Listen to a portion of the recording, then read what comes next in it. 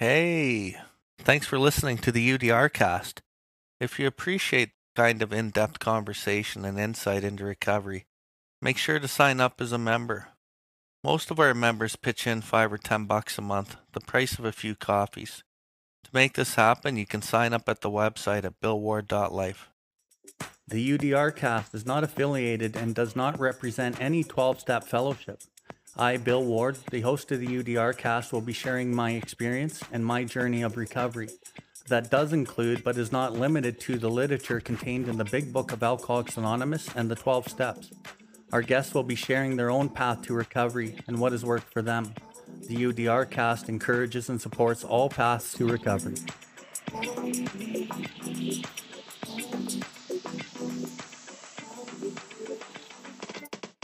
Welcome everybody to the UDRcast.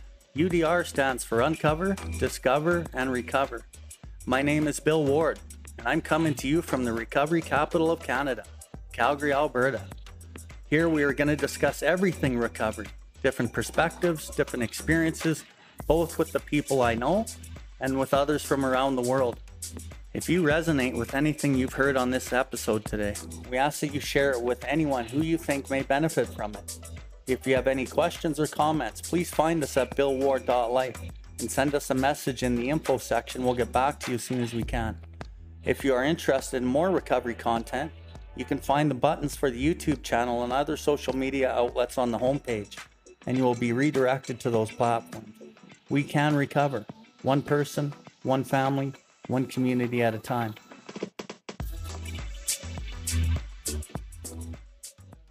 Bill, alcoholic addict. There we go.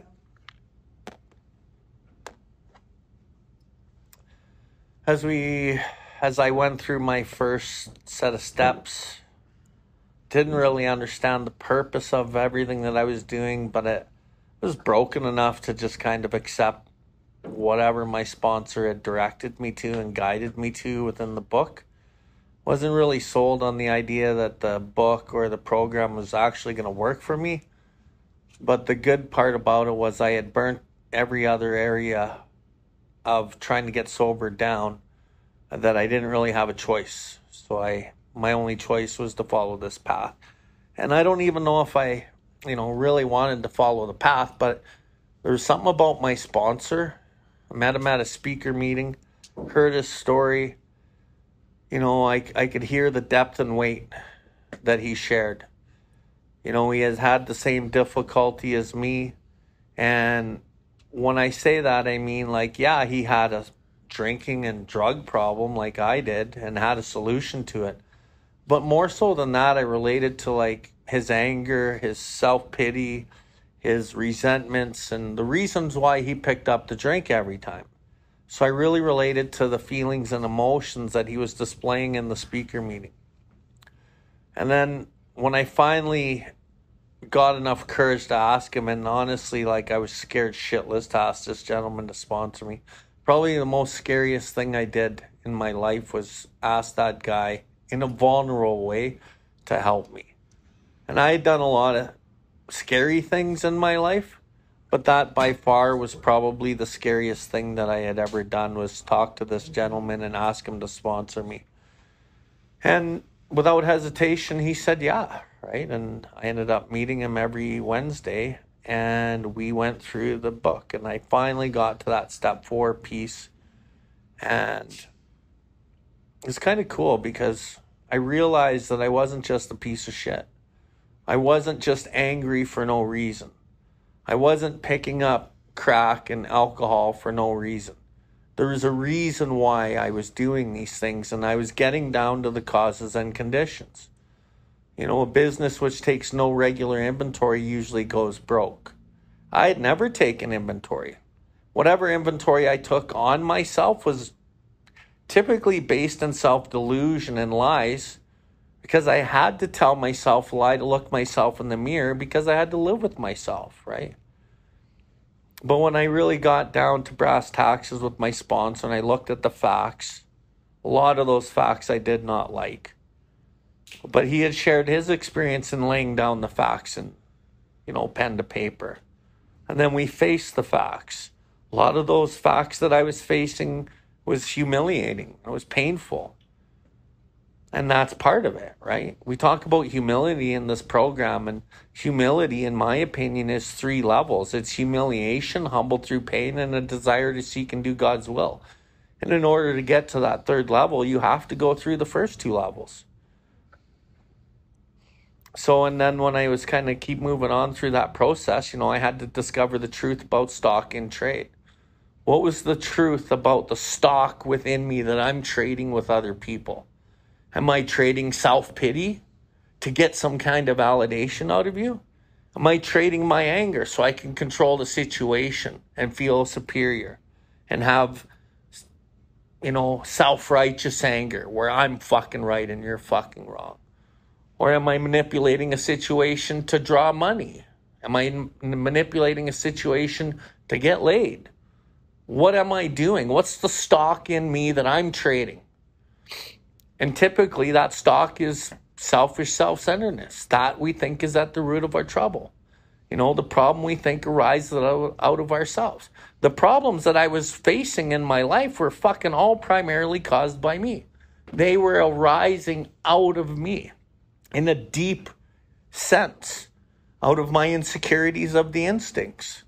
I have instincts in me that I didn't know about, that I learned over the years of working this program for sex, relation, emotional, material, security, and companionship. And through those instincts, I have built belief systems about myself, about you, and about the world. I have to let go of those old ideas. I have to let go of them completely, or the result is nil in the growth and the healing of whatever the components are of the instincts that need healing.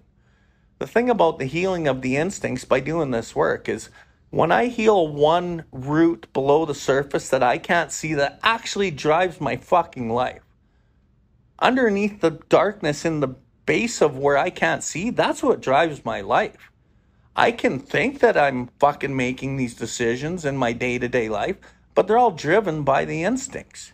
I'm powerless over these things that are down there fucking running my life. But by doing the 4th column, I can finally fucking see my part, where I'm fucking wrong. Resolutely looking for my own mistakes, putting out of my mind entirely the wrong that you fucking done to me. And I love the word resolutely because it means in an admirably purposeful, determined, and unwavering manner. I look for my own mistakes. So if you harmed me 20% and I harmed you 80%, 80% becomes my 100%. I don't look at your 20%. Or if I, harmed you 10%, I only look at my 10% and it becomes the 100% that I look at. I don't fucking look at you at all in any of the work we do. Because if I do, then I have a scapegoat and I can rationalize and justify fucking anything in my life. So as I kind of work through that first set of steps in the resentments, I got a lot of relief and I got to see the causes and conditions. And, I had to find these damaged and unsaleable goods that I was trading and try to discard them promptly without regret. And if I'm to fucking be successful, like the book says, I can't fool myself and bullshit myself about the values of these damaged and unsaleable goods. And a lot of these damaged, unsaleable goods, they didn't reveal themselves till years in. Because I can easily mask my bullshit with self-pity and fucking martyrdom and fucking like the self-pity ones. I can easily mask like a lot of shit with those defects of character. They're the hardest ones to fucking spot. But over the years of doing continual inventory, primarily step 10, that's where I learned how to do a step 10 is I learned it through the 4, ongoing 4s, typically all the time. And when I did my step 5, I was able to fucking voice this shit. And when I would try to rationalize and justify, my sponsor was there to say, that's fucking your shit, bro. This is what you're doing. You're a fucking mind and emotional blackmailer and manipulator. And you fucking try to draw people into your fucking shit. And then you blame them. But you stepped on the toes of them, man. They retaliated and you think you did fucking nothing. But here's what you did. Fuck yeah, I fucking manipulated them with my own self-pity. And here I am thinking I'm the fucking victim. Fuck, like it's so cunning. The substance is not cunning. Fucking self is cunning. And there's no way of getting rid of self without fucking God's aid. You know, I can wish to be moral, like I did. I can wish to be philosophically comforted, like I wanted to. I wanted spirituality of some sort. I wanted to be loving. And I could will these things with all of my might. But as marshaled by the will, marshaled as in martial law, I can't marshal myself better. I had to have God's help because I will fail and I fail utterly. And I will continue to hurt people with the best of intention. I lived my life with the best of intention in everything I did. The problem was I was in collision with something or somebody always. But really, by working this program, I've learned that I was never in collision with somebody else. I was in collision with myself, man. Constantly. Every time I tried to avoid conflict with you, I never avoided conflict with you. I fucking had conflict within myself. Every time I did have conflict with you, I had more conflict within myself. Because I'm designed with a fucking GPS system called God's pointer system, and it's my heart. And when I dishonor what that is, I fucking create shame within myself. Shame definition is dishonoring one's own consciousness. I constantly dishonored my own fucking self. I didn't really want to punch you out. I didn't really want to call you a motherfucker. I didn't really want to use that fucking chick. I didn't really want to fucking rip that guy off. In my heart, I didn't. But everyone else is doing that shit. I can easily justify and rationalize anything because everyone else is fucking doing it. The thing about this fucking program, it goes counter to the culture we live in. It's a fucking lonely road sometimes because some of the things that you think are right, that's why I always say, I want to get rid of the things that I know are bad. They block me from God. These judgments and belief systems. But what about the ones that I think are good for me? They're just as debilitating to my fucking life and connection to God as the ones that I think are bad. I've just based a belief system in my being that they're fucking good. The book talks about logic. It's great stuff. We like it. Examine the evidence of our senses using reasonable approach and interpretation. It's great stuff. I can do that. But the thing is when I use the five senses to interpret what's fucking right and wrong, I fucking dishonor myself a lot of the time. So through the process of the 10, and I work that fucking step over and over and over in any given moment. But I got to work it like a step 6. Any person capable enough willingness and honesty to try repeatedly step 6 on all his faults without reservation has indeed come a long way spiritually. I get to grow closer to God.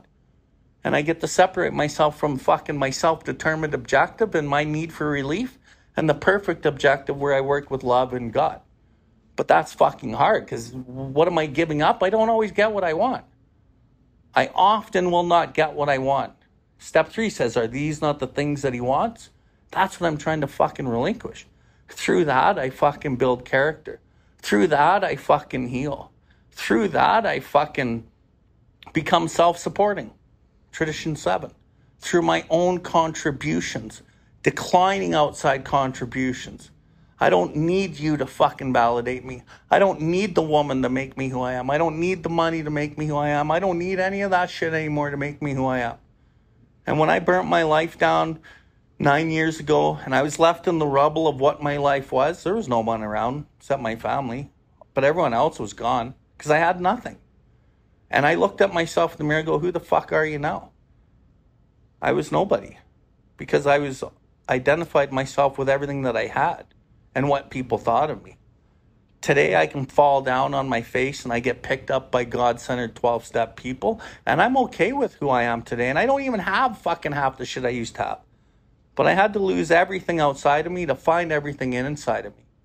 And I was willing and honest to try repeatedly step 6 on all my faults without reservation. And then without reservation is the hard part. That's where it comes in step 10. Because there's always a reservation. What am I going to lose? What am I not going to get? How am I going to look? Today it's without reservation most of the time. And I just act in that love and I surrender and I fucking let God fucking run the show. And the importance of meetings for me is I come here to fucking... The most important person in the room to me is not the newcomer. It's the person who's fucking been here and thinks they're staying sober with doing no work. or they've done a set of steps and think that they're fucking on their way. Typically, they're on their way to a relapse. Fucking carrying the message of really what's going on here, what the program is, what's in the book. How are you going to be willing and honest to try repeatedly to relinquish these things over and over and over so you can build character, so you can unblock yourself, so you can have a no more theoretical conception of God. You're walking with your Creator hand in hand. Because that's the gold. That's where the God dope is, right? That's where fucking no more thought of fucking dope or booze or using people is. And that's where we find the love and tolerance of our code. But for me, it had to start with hate and tolerate. And today, like it says in the book, in step 10, if we have followed directions carefully, we have felt the flow of His Spirit into us. To some extent, we have become God conscious. We have begun to develop this vital sixth sense. Much has already been said about receiving strength, inspiration, and direction from Him, God, who has all knowledge and power. That's where I get it.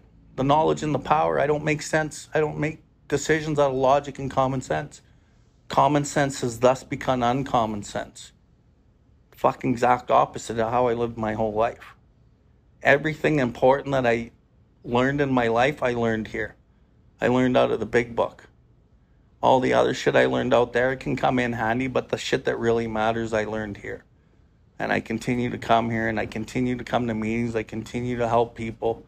And I continue to see what I don't want and what I do want. And I continue to get the God dope. And I continue to meet people all the time. I fucking love meetings. I love the program. I love the 12 steps. I love my life. I love my fucking family. My life's fucking great today.